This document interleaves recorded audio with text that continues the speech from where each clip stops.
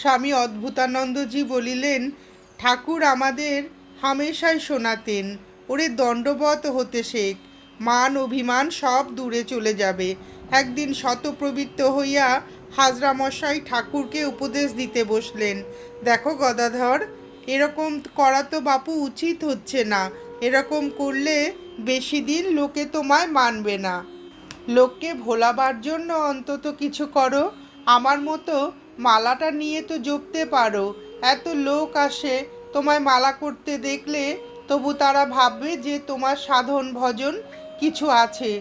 হাজরার এই কথা শুনিয়া ঠাকুর হাসিতে লাগিলেন এবং লাটু, হরিশ, গোপাল, রামলাল প্রভৃতিকে ডাকিয়া বলিলেন, ওগো শুনছ, হাজরা কি বলছে?